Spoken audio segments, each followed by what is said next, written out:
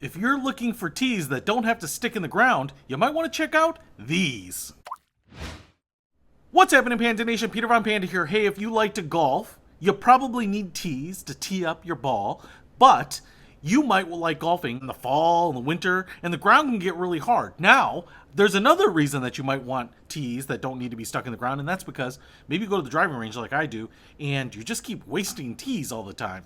And so you're just looking for something that's reusable. Well, check out these. They're little rubber tees. They kind of look like little sand pails or something, and you get 4 of them, and they're actually tethered to the tallest one here. So this one looks, I'm kind of guessing here, I know in the stats it'll show me, but this looks like it might be 1.5 inches, 1 3/4 inches. Then the next one looks like it might be 1 inch.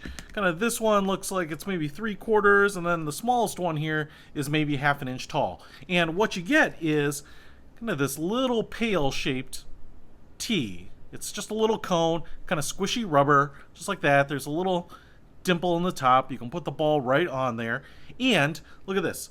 The top one, the big one, has little nylon cords that all of the individual ones are tethered to. So what you can do here is you can just put the one down that you need, and because you've got 3 other ones anchoring it down when you hit it, even if you catch a little bit of the tee, boom, it's not going to fly away, and so you're not going to have to go chasing after it. So it's kind of a clever little design. And like I said, a lot of people, especially those golfing in October, November, the ground just gets so hard you can't even put any tee. So something like this will keep you golfing for much longer. So now the question is, do they work? Let's find out. So I'm going to try hitting some off of these rubber tees. I'm going to use the shortest one here because I'm going to hit an iron and just see what happens when they're all tethered together like this. And I got to untangle myself from them. All right, cool. Let's do it.